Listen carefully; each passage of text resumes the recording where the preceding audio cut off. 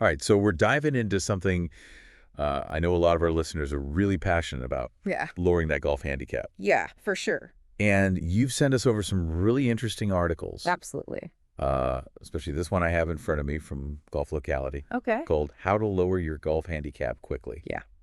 And, Love that. I'm excited to have our expert here to kind of unpack some of these ideas and Yeah. Happy to be here. help you kind of get the most out of all this information. Wonderful. Yeah, this should be fun. Yeah, so this article jumps right in and it starts talking about the fundamentals, Mhm. grip, stance, and posture. And they call this the, foundation of a consistent swing. Right. I think we've all heard that a million times. But it's kind of easy to forget about those basics It is. when you're just thinking about, Crushing it. yeah, smashing the ball as far as possible. Absolutely. That's a trap we all fall into. Right. I think that analogy of the foundation is spot on, though. Like, you're not going to build a house on shaky ground, Right. The grip, stance, and posture, those are the bedrock of your swing. Yeah. And if those aren't solid, everything kind of crumbles from there. Yeah, that's a great way to think about it. I never really thought about it visually like that. Yeah, I think it's helpful. So when we're talking about grip, are there like different types of grips that work for different people? Yeah, there are for sure. Sure. You've got your overlap grip, your interlocking grip, your 10-finger grip. Okay. The overlap grip is probably the most common. You'll see that with a lot of pros. Yeah. But interlocking can be really great for players with smaller hands. Okay. Or maybe they don't have as much grip strength. Yeah. And then the 10-finger grip, some beginners find that one's a little more comfortable Right. when they're first starting out. Yeah. But I think the main thing is finding the grip that feels the most natural for you. Okay. And that allows you to really control the club face. Throughout the swing? Exactly. Yeah. Okay, so we got the grip down. What about stance? Well, stance. What are we thinking about there? One thing that the article mentions, which I think is so smart, is imagining yourself as a skyscraper. Okay. Have you ever thought about that? No, not really. Like a skyscraper, you think about that wide, stable base. Right. It's keeping this huge, towering structure upright. Yeah. You want your stance to feel similarly grounded. Okay. So feet about shoulder width apart. Okay. Knees slightly flexed, weight evenly distributed. Got it. You want to feel balanced and athletic, ready to move. Okay, so like skyscraper stance. Skyscraper stance, exactly. I like it. I think it's a good visual. I'm going to try that next time. Yeah, let me know how it works. I will admit that sometimes I rush through my setup Sure. just to kind of get to the swing, Right. but this is making me rethink that. Well, it's worth taking that extra time to get it right. Yeah. Because remember, your setup kind of dictates everything that follows. Okay, that's really good advice. Yeah. I try to remind myself of that all the time, too. So this might seem basic, but why does posture matter so much in golf? Posture is huge. Okay. It really impacts your swing plane and the consistency of, how you hit the ball. Okay. If you're hunched over, it's going to restrict your shoulder turn. Yeah. And you're limiting your power. Right. You want a nice straight spine, Okay. but not stiff. Okay. So think athletic Okay. with your posture. So like a basketball player getting ready to shoot a free throw. Yeah, exactly like that. Okay. You want to feel loose and balanced, not tense and restricted. Got it. Yeah. So we've talked about the building blocks here, Mm-hmm. the grip, stance, and posture. Work a foundation. Now, this article gets into practice, but it talks about Yeah. practice with a purpose. I love that. That sounds a little more intense than just hitting balls at the range. It is. I mean, hitting balls at the range can be helpful to an extent. Sure. But if you really want to improve, you need to be deliberate. I think that's the main takeaway. Yeah. The article recommends breaking down your practice into specific areas. Got So it. maybe one day you're working on driving accuracy. Okay. The next day you're all about your short game. Got it. It makes sense, right? Yeah, it's like anything else you want to get better, you got to focus. Exactly. Focus is key.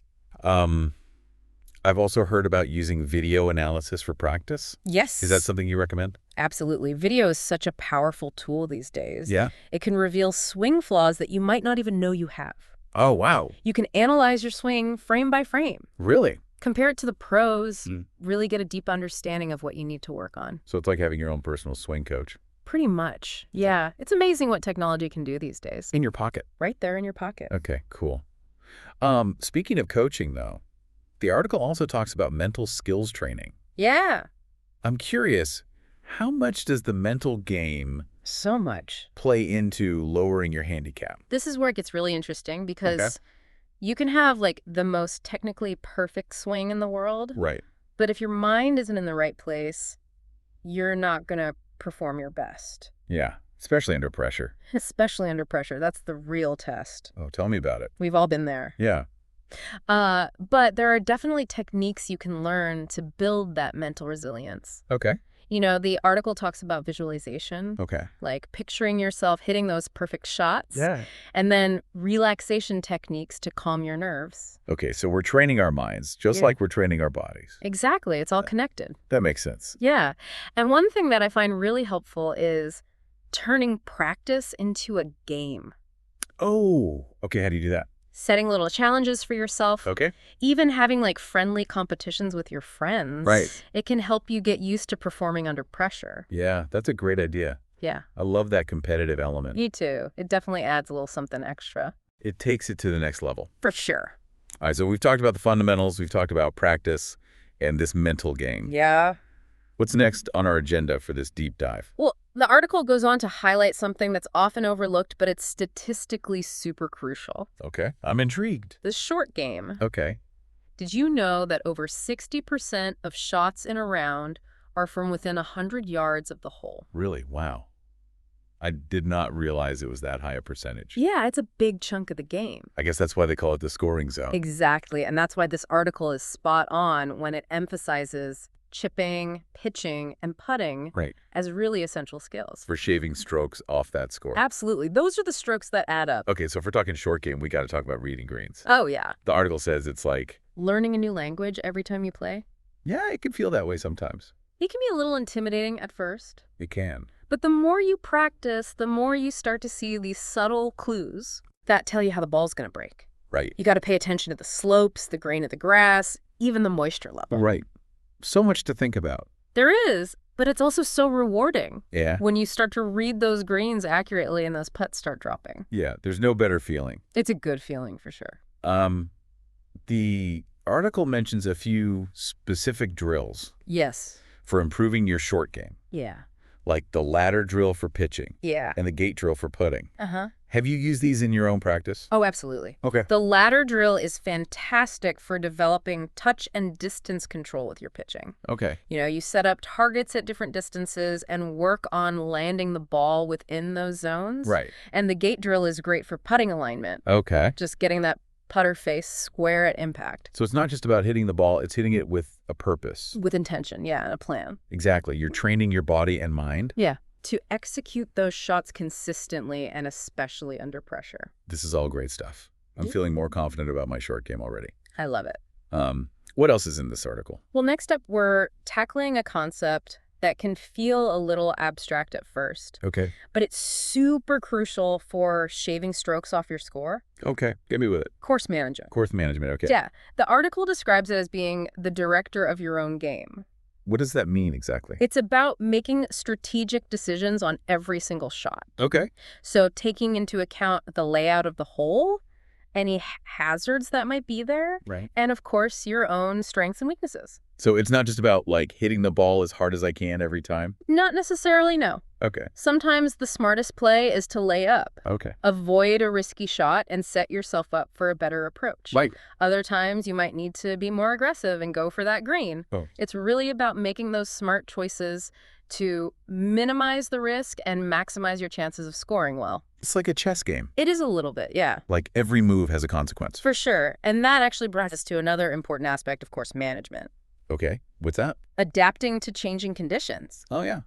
You know, wind, rain, different types of grass. They can all Mhm. throw you off your game if you're not prepared. Oh, I've definitely learned that the hard way. Yeah, we all have. Yeah. One round, the wind picked up, and I had no idea how to adjust my club selection Right. or my swing, and it was just a disaster. I've been there too. It happens to all of us. Yeah. But that's why it's so important to practice in different conditions. So you're ready for anything. Yeah, so you can adapt your game on the fly. So it's about being adaptable Adaptable. and having a few tricks up your sleeve I love that. for those unexpected situations. Yeah, that's a great way to put it. Okay. I like it. And that actually leads us perfectly into the next major topic the article covers, All right. physical and mental conditioning. Okay. Now, this is something I'm really curious about because golf can be more physically demanding than it looks. Oh, it absolutely is. Like you're walking for hours. Exactly. It's not just about swinging the club. Right. You know, you're walking for hours, you're maintaining your balance. Yeah. You got to have the stamina to stay focused for that whole round. And if you're not physically prepared, it's going to show up. It's going to show up in your game. Okay, the articles specifically mentioned stretching and exercises designed for golfers. What are some of the key areas that we should be focusing on? Well, core strength is absolutely crucial. Okay. A strong core provides stability and prevents those energy leaks Okay. that can really sap your power. Right. Hip flexibility, that's important too. Okay. That allows for a full range of motion, which is key for generating club head speed. Okay. And then strong shoulders, those are essential for driving the club through the ball. So it's not just about going to the gym and lifting heavy weights. Not necessarily. It's about doing things. It's about doing exercises that are specifically designed to improve your golf swing. Oh, that. Yeah. And there are tons of great resources out there these days. Okay. You know, you can find videos, articles, even personal trainers that specialize in golf fitness. Okay, cool. I'm going to have to look into that. Yeah, definitely check it out. Now let's talk about the mental side of the game. Okay. The article suggests developing a pre-game routine Yes. for mental preparation. Love it. What would that look like? Well, it's different for every golfer. Yeah. But the key is finding what works for you to get in that zone and block out distractions. Okay. You know, for some people, it might be listening to music. Yeah. For others, it might be doing some light stretching or practicing their swing. Right. Whatever gets you in the right headspace.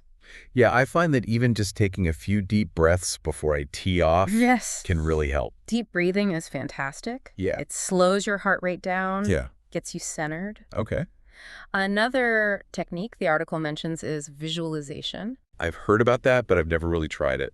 Okay, well, what is that exactly? Basically, it's using your imagination Okay. to create a mental picture of yourself hitting those perfect shots. Oh, okay. You might close your eyes. You imagine yourself standing on that tee box, Right. feeling the club in your hands, Yeah. visualizing the ball soaring through the air Okay. and landing right where you want it to. So it's almost like meditation in a way. It is, in a way. It's about quieting that mind, Yeah. focusing on the present moment, and creating a positive mental image of yourself succeeding. I can see how that would be really powerful, It is. especially if you're prone to getting a little nervous. Oh, yeah, especially under pressure. Yeah. It's all about building that mental muscle, that Right. ability to stay calm and focused Yeah. when the pressure's on. Okay, the article also talks about maintaining concentration throughout the game. Right. I think that's something a lot of people struggle with, It's tough. myself included. It is. It's easy to get distracted by a bad shot. Or, just start thinking ahead to the next hole. Sure, and that's where mindfulness comes in. Okay. It's about learning to stay present, to be fully engaged in each shot as it comes, Right. rather than dwelling on the past or worrying about the future. Do you have any tips for staying mindful on the course? I do. Because it seems like it'd be really challenging with all those distractions. It is. It takes practice, Yep. but there are definitely things you can do. Okay. One simple technique is to focus on your breath. Okay. You know, take a few deep breaths between shots. Right. Just notice the feeling of the air coming in and out of your lungs. Okay. It's a way to bring yourself back to that present moment Okay. and clear your mind of those distractions. Right. It's a good one. Okay, cool. Another thing the article mentioned was positive self-talk. Yes. Can you kind of elaborate on that a bit? Oh, for sure. It's so easy to get down on yourself after a bad shot. It is. But negative self-talk is only going to make things worse. Right. So instead, try to reframe those negative thoughts into something positive. Okay.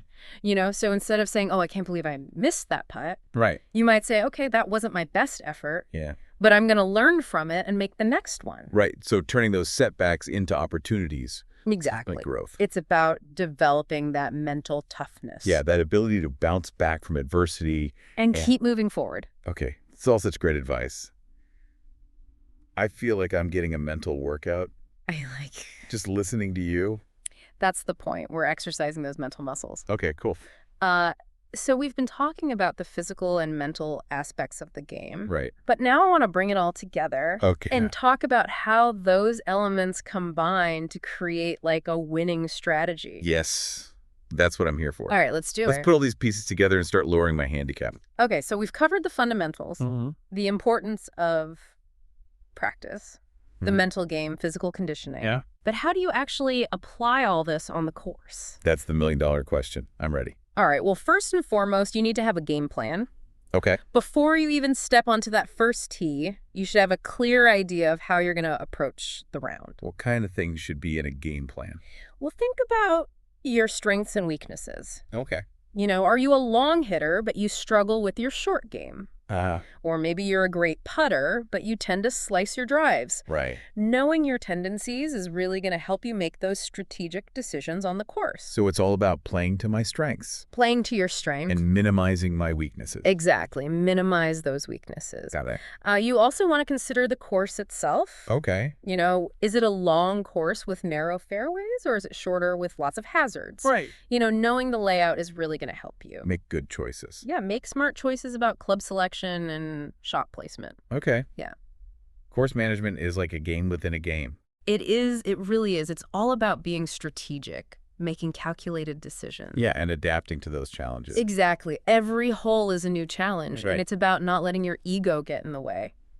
Okay. Sometimes the smartest play is to lay up, Yeah, and take the safe shot. even if it doesn't feel as glamorous. Right. It's not about looking cool. No, it's about the scorecard. Yeah. Yeah, check your ego at the door. Okay. All this talk about strategy and course management is getting me excited to get out on the course. I love it. But I also want to make sure that I'm doing things Yeah. to improve between rounds. Yes, that's the key to consistent improvement. Okay. It's not just about what you do on the course, it's about what you do off the course as well. So what are some things that people can do off the course Sure. to improve? Well, practice, of course, is essential. Yeah. But it's not about mindlessly hitting balls at the range. Right. Like we talked about earlier, it's about practicing with a purpose. So focusing on those specific skills, using drills to really improve those areas where you're weakest. Yeah. Another thing I highly recommend is getting regular lessons from a qualified golf instructor. Okay. Yeah. I think a lot of people, especially beginners, they're a little hesitant I know. to take lessons. They are. They feel like admitting that they're not good. Or that it's too expensive or something. Yeah. Yeah, I get it, but I can't overemphasize the value of having a trained eye Okay. watching your swing Yeah. and giving you that personalized feedback. Yeah. Even professional golfers have coaches. That's true. Everyone can benefit from a little expert guidance. It's an investment It is. in your game. It's worth it. Okay. And don't forget about the physical and mental conditioning we talked about earlier. Yeah. Those are things you can work on off the course as well. So stretching, strength training, Uh-huh. mindfulness exercises, all that. All of it, all those little things add up. Okay. It can feel like a lot to juggle. But the good news is that even small improvements in each of those areas can lead to some significant gains on the course. Okay. This is great information. Yeah. I'm feeling inspired to create a more holistic approach That's what we want. to improving my game. That's it. So it's a journey, not a destination. It is a journey, not a destination. The key is to be patient, embrace those challenges, and just never stop learning. I love that. I think that's a really great takeaway from this whole deep dive. Yeah. That golf is a game of continuous improvement. It is. You're never truly done learning. Right. And that's what keeps it so interesting. Yeah, exactly. Whether you're a seasoned pro or just starting out, there's always room to grow and refine your game. It's what keeps it fun. That's what keeps it fun. Oh, so before we wrap up this part of our deep dive, Yes. I want you to think about this. Okay. What one specific action are you going to take this week Love it. to implement something you've learned today? Yes. It could be anything. Anything. Adjusting your grip, adding a new drill Yeah. to your practice routine. Yep. Or even just taking a few minutes Yes. to visualize yourself hitting those perfect shots. Love it. What's going to be that first step on the road That's the question. to a lower handicap? That's what we want to know. So think about that as we head into Part 2. part 2 of our deep dive. All right. I'm excited. Welcome back, everybody. I hope you had a chance to think about that question. Yeah, me too. What part of your game needs the most love right now? Absolutely. It's definitely something to keep in mind as we continue our deep dive Yeah. into this How to Lower Your Golf Handicap Quickly article. It's all about taking action, right? Yeah, exactly. We've been talking about all these fundamentals and these strategies, but now it's like, okay, Yeah. what can you actually do on the course? How do we implement all this stuff? Exactly, yeah. And I think it's important to remember that we don't need to fix everything at once. The article does a really good job of breaking things down It does. into like manageable chunks. Yeah, absolutely. I think Maybe you realize during that last segment that, oh, my grip needs work. Right. Or maybe you're like inspired to revamp your short game practice routine. Yeah. Or maybe it's the mental game that's holding you back. Right. But the article really gives you the tools to tackle each of these areas. Yeah, strategically. Yeah, thoughtfully. And I think that's one of the things I really appreciate about it. Yeah. Is that it's not just about hitting the ball farther or sinking more putts. No. It's about understanding all these different pieces Yeah. of the puzzle that go into lowering that handicap. I like that it's a holistic approach, Yeah. which is something I'm a big believer in, Yeah. It's about understanding how your physical game, your mental game, and your strategy all work together. They're all connected. It's all connected for sure. Before we move on, I want to go back to something we talked about earlier. Okay. Physical conditioning. I'll admit I've been guilty of kind of neglecting that aspect Yeah, I think we all have at times. of the game. Yeah. But the article really drove home the point that it is demanding Yeah. physically. Oh, absolutely. It's more demanding than it might seem at first glance. Right. It's not just about swinging a club. No. It's walking and maintaining your balance. Yeah, all day. You're on your feet. Yeah. You're walking, you're swinging, you're bending, you're carrying clubs. Right. And it's having the stamina Yes, exactly. to stay focused for those, 4+ hours. and 4+ hours. That you're out there. And if you're not physically prepared for that, it's going to show up. It will show up in your game, for sure. Okay. So the article talked about Yeah. exercises for core strength, hip flexibility, and shoulder stability. Crucial. Those all seem pretty important. They're all super important for a fluid and powerful swing. Oh, A strong core that provides stability and prevents those energy leaks that can sap your power. Flexible hips allow for a full range of motion, which is so important right. for generating club head speed. Okay. And then strong shoulders. Well, those are what drive the club through the ball. It all makes sense when you break it down like that. Yeah. So it's not just about hitting the gym, No. lifting heavy weights. Not necessarily. It's about finding those exercises That's going to help your golf swing. that target the muscles that you use Okay. when you're playing golf. All right. So let's talk about the mental side of things. Okay. We talked about developing a pregame routine for mental preparation. Yes. Love that. Can you kind of walk us through I can. what that might look like? Well, again, it's going to be different for every golfer. Sure. But the key is finding what works for you to get in that zone. Right. And block out all those distractions. Yep. For some people, it might be listening to music. Mm-hmm. For others, it might be doing some light stretching or practicing their swing. Right. It's really whatever gets you in the right headspace. Yeah. I like to take a few deep breaths before I tee off. Ah, deep breathing is fantastic. It really helps calm the nerves. It does. It slows down. Your heart rate gets you centered. Now, another technique that the article mentioned was visualization. Yes. Can you tell me a little bit more about that? Sure. I've heard about it, but I've never really tried it. So basically, it's all about using your imagination Okay. to create a mental picture of yourself hitting those perfect shots. Okay. So you might close your eyes, imagine yourself standing on the tee box, feeling the club in your hands, Yeah. visualizing the ball soaring through the air Right. and landing exactly where you want it to. So it's almost like a form of meditation. It is in a way, Yeah. yeah. It's about quieting your mind, focusing on the present moment, and creating a positive image Of yourself succeeding. about success, exactly. I can see how that would be really powerful. It is, Especially, if you tend to get a little nervous on the course. especially if you're prone to nerves. Yeah, it can really help. It's about building that mental muscle Exactly. so you can stay calm and focused when it matters. Yeah, when the pressure's on. Okay, and speaking of pressure, Right. the article also talked about maintaining concentration throughout the whole game. Yeah, focus is huge in golf. And I think that's something a lot of people struggle with, It's tough. myself included. It is. It's easy to get distracted by a bad shot or start thinking ahead. Sure. Yeah, you can get ahead of yourself. Do the next hole or whatever. And that's where mindfulness comes in. Okay. It's about staying present, Right. being fully engaged with each shot as it comes, Yeah. rather than dwelling on what just happened or what might happen next. Do you have any tips I do. for staying mindful? It does take practice, but there are definitely things you can do. Because it seems like it would be really challenging with all the distractions and everything. It is. It can be. But, one simple technique is to focus on your breath. Oh, yeah. Take a few deep breaths between shots. Just notice the feeling of the air. Right. Coming in and out of your lungs. Yeah. It's a great way to bring yourself back to that present moment. Right back to the now. Yeah. Okay, cool. Another thing they mentioned was positive self-talk. Oh, yeah. Can you tell us a little bit more about that? Yeah, it's so easy to get down on yourself after a bad shot. It is. We've all done it. But negative self-talk is only going to make things worse, Right. you know? So instead, try to reframe those negative thoughts into something positive.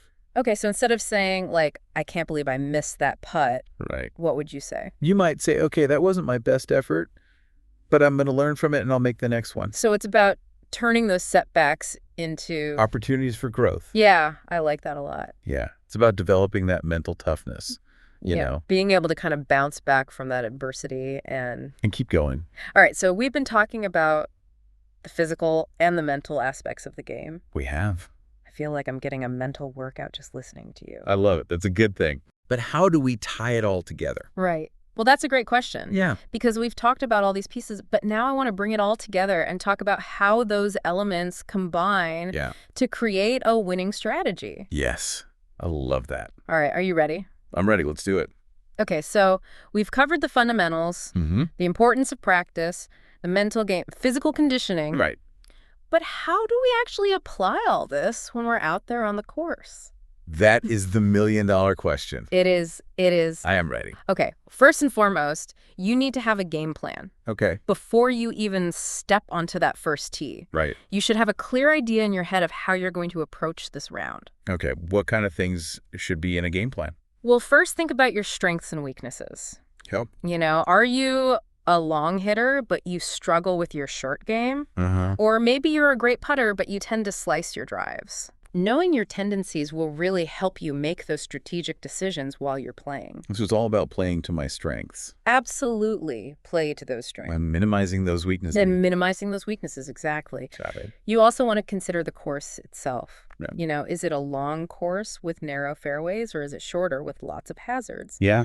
Knowing the layout is going to help you. Make those good decisions. Yeah, make those smart choices about club selection and shot placement. Okay. For sure. It's like course management is its own game within the game. It is. It really is. It's about being strategic, making calculated decisions. Right. Adapting to the challenges that each hole presents. And it's about, you know, what's that? not letting your ego get in the way. Yes. Sometimes the smartest play is to lay up I agree. and take the safe shot. It's not always about hitting the driver. Right. Sometimes it's about playing smart. It's not about looking cool. Right. It's not about style points. It's about the scorecard. Okay, all this talk about strategy and course management is making me want to get back out there. I love to hear that. But I also want to make sure that I'm doing things to improve between rounds as well. Yes. And that's the key to consistent improvement. Okay. You know, it's not just about what you do on the course. It's about what you do off the course, too. Okay, so what are some things we can be doing off the course Great question. to get better? Well, practice, of course, is essential. Right. But it's not just about going to the range and hitting balls mindlessly. Right. It's about practicing with a purpose. Right. Focusing on the things we need to get better at. Yeah, focusing on those specific skills and using drills to really target those areas where you're weakest. Okay. Another thing I think a lot of people are hesitant to do What's that? is get lessons, Oh, yeah, I know. especially beginners. Especially beginners, yeah. They feel like it's admitting that they're not good enough They do. They feel like they should be able to figure it out on their own. or that it's too expensive or something. Right. But I think that's so valuable. Oh, it is. It is so valuable. I have someone. Especially a trained professional. Yeah. Someone who can watch your swing and give you personalized feedback. Right. Because even the pros have coaches, you know? They do. That's true. Everyone can benefit from a little expert guidance.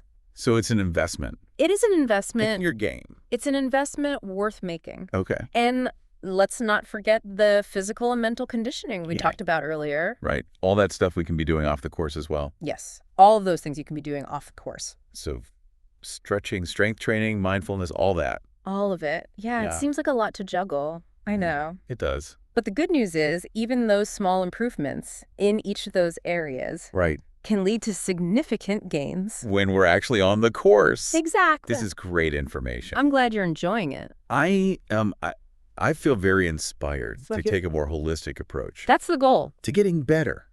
That's what we want. So it's a journey, not a destination. It is a journey. Right. A destiny. And the key is to be patient, embrace those challenges, and just keep learning. I love that. And the article says it beautifully. Yeah. Embrace the small victories, whether it's a better swing, improved accuracy, or simply mental composure under pressure.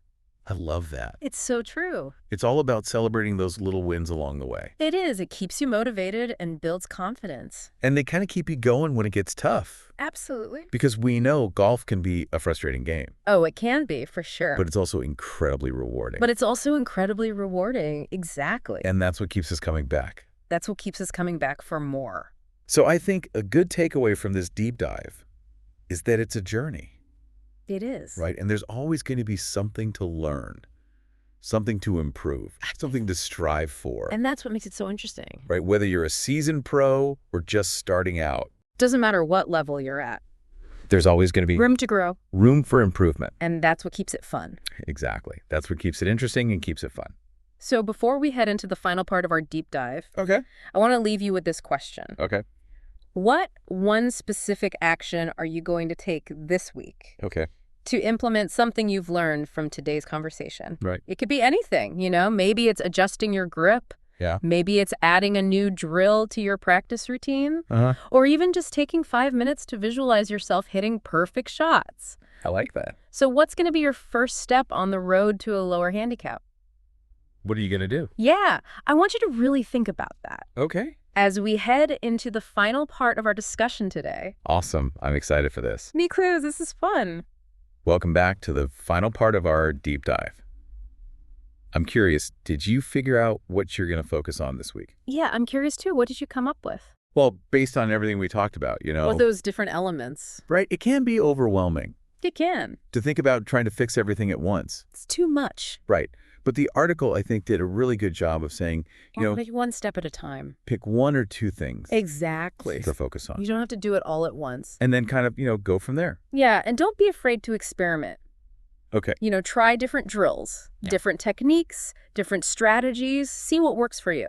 Yeah, what clicks for your game? Right, because golf is all about personalization. What works for one person? Might not work for another. Right. So you got to find what works for you. Yeah, it's like your swing signature. I like that your swing signature. And speaking of signatures, I really liked how this article kind of summed up that journey of improvement. Yeah, how do they put it? They said, embrace those small victories, whether it's a better swing, improved accuracy, or simply mental composure under pressure. I love Yeah, it's all about celebrating those little wins along the way. it is, because those little wins keep you motivated and they build your confidence. And they're the fuel that keeps you going when things get tough. Because let's face it, Right. golf can be frustrating.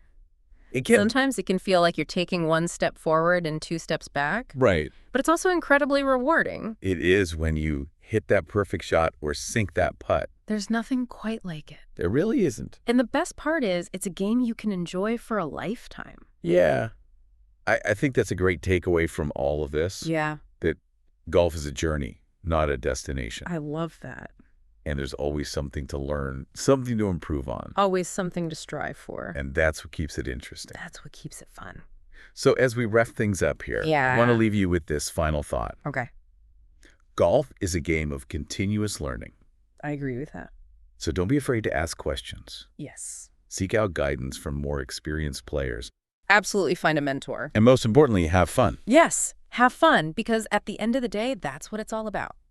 That's it for this deep dive. Thanks for joining us. Thanks for having me. This was fun.